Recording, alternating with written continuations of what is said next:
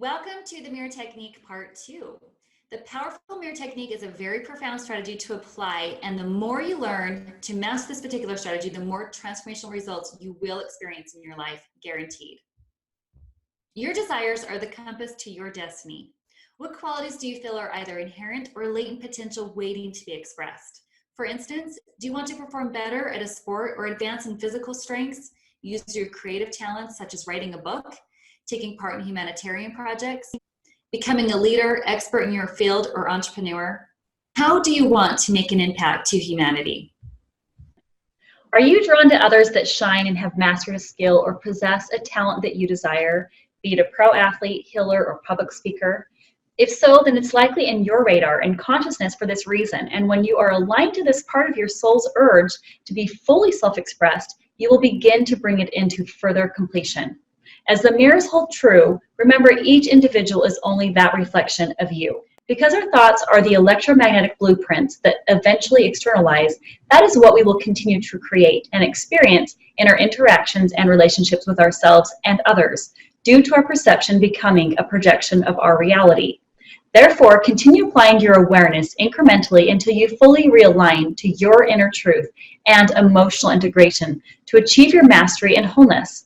Anything that gains your acute attention is bringing you further into meta-conscious living. This is when we also find ourselves magnetized or astutely aware of specific individuals in our life that may possess these qualities, gifts, or talents.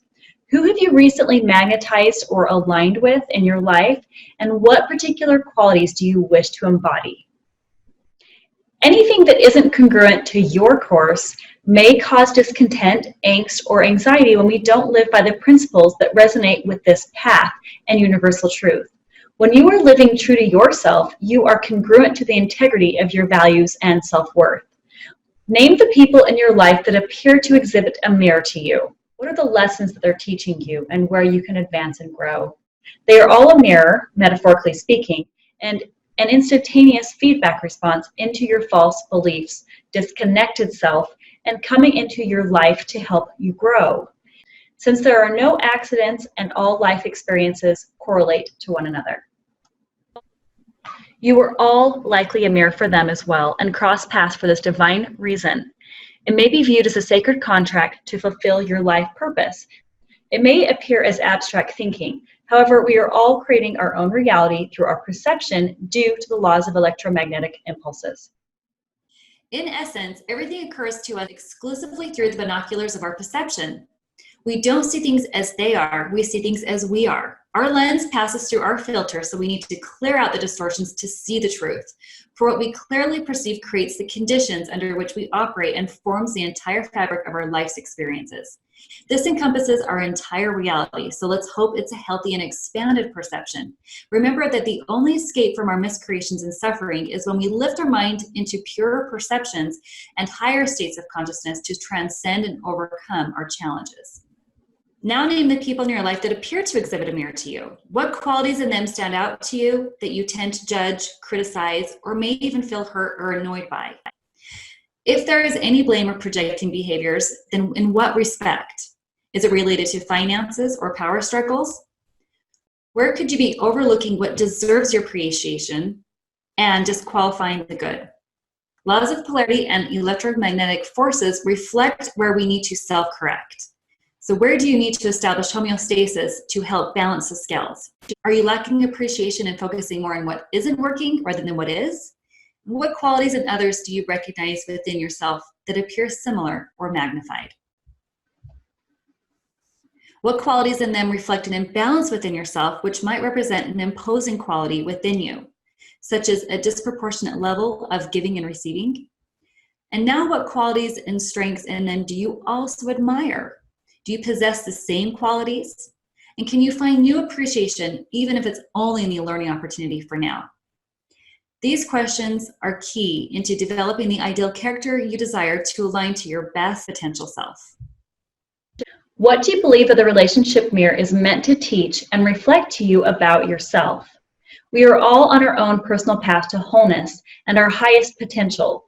There is a myriad of paths that we can all take that will lead to our destinations. So learn to honor the various paths of others as you also recognize your own personal path that is of your highest choice. The key is that we all learn and grow in our own way in time, no different than the caterpillar metamorphosing into a butterfly. Transformation takes time and is a delicate process for everyone. It's remarkable when you learn to see that it's all a part of human evolution into higher consciousness. Always give thanks and feel gratitude for these gifts. It's one of the best attitudes and feelings to ensure a happier and higher quality life. Now let's reiterate an important exercise to help summarize and deeply reinforce these effective concepts so we can also rewire negative or faulty subconscious programming as a recoding strategy. Because knowing the problem is half the battle. Then we can create reframes around the key player from a lesson to a blessing. Here are some questions to help decode core trapped emotions.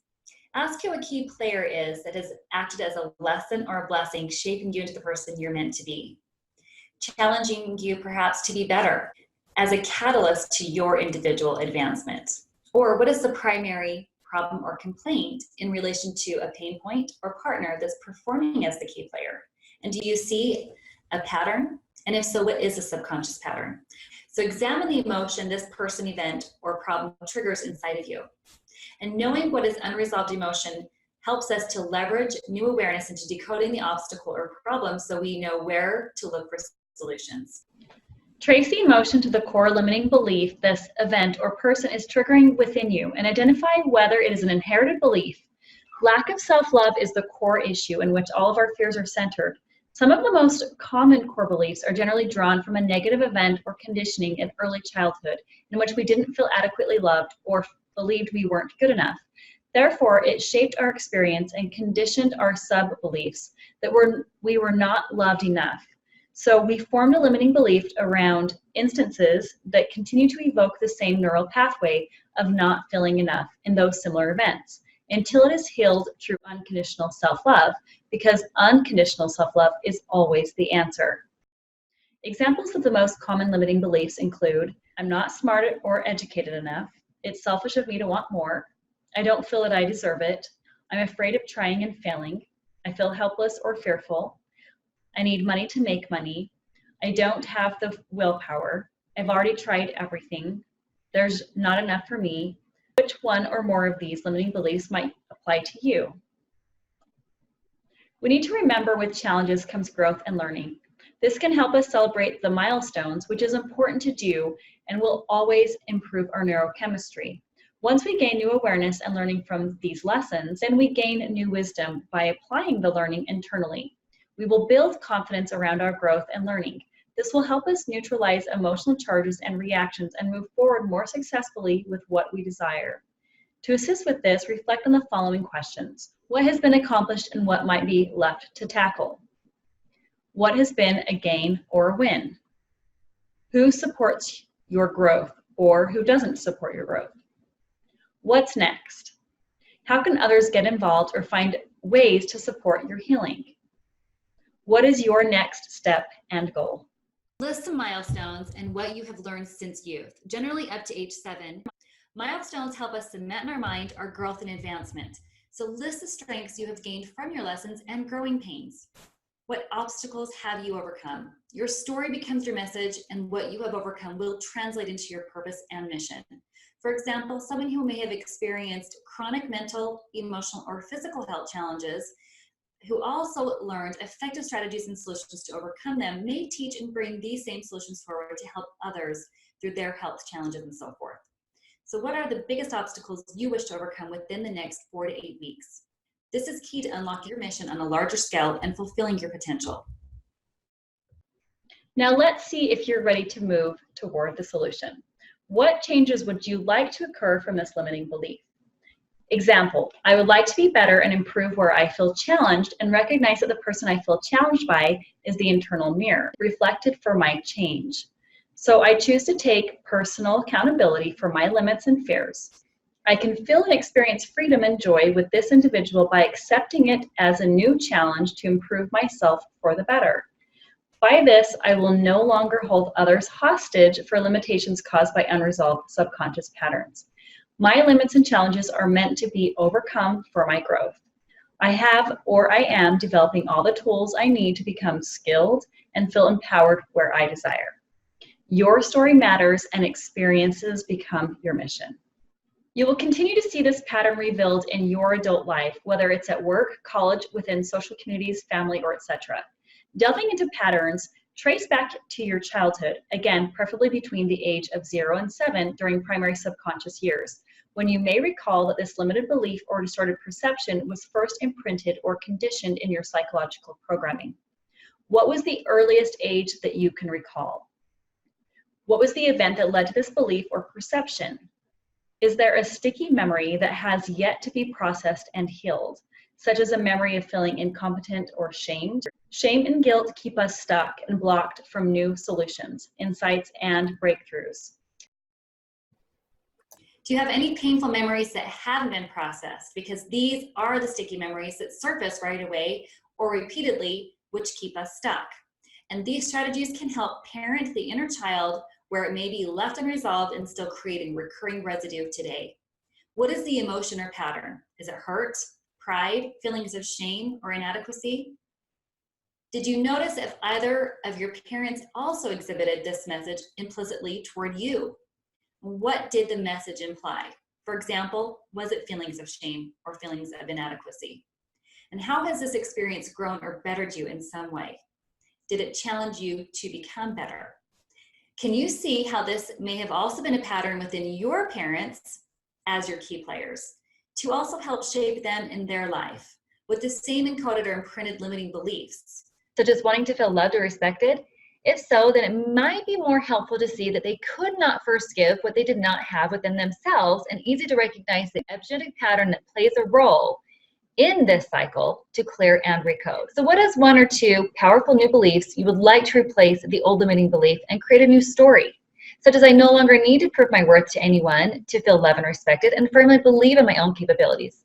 I choose to prove my worth to myself. Each thought and each emotion creates a new pattern in your DNA. That said, let's create some internal shifts to reprogram subconscious patterns and recode DNA. Without blame or judgment toward others, or guilting and faulting yourself for adopting, absorbing, or exhibiting these emotional patterns, list any unwanted patterns, beliefs, or behaviors you'd like to see change. Then, write out what goals you would like to replace it with. Next, outline an action plan to execute to meet your aspirations. This facilitates the drive to activate the emotions and actions in materializing them. Incidentally, this will evoke a new physiological response and create the correct neurochemical, rewiring your brain to trump adversities with more success. But it takes repetition and dedication to triumph over trials. Now for a self-reflection exercise. List the unwanted beliefs, patterns, or behaviors. List the goals you would like to replace it with.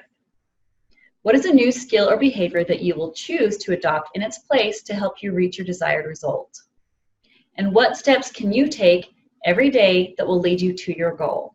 Be sure to list between 1 and 3 attainable steps. Now to assist you with new narratives. What is 1 or 2 powerful affirmations you can adopt and nourish to germinate this new seed that excites you? Be sure to use powerful feeling words and emotions, focusing on only present tense and positive intentions so you can more powerfully and effectively embody an emotion and an energetic shift, which will lead you to greater outcomes. You want to align to the exact quantum resonance and calibrate to the frequency of your desired outcome. This is physics.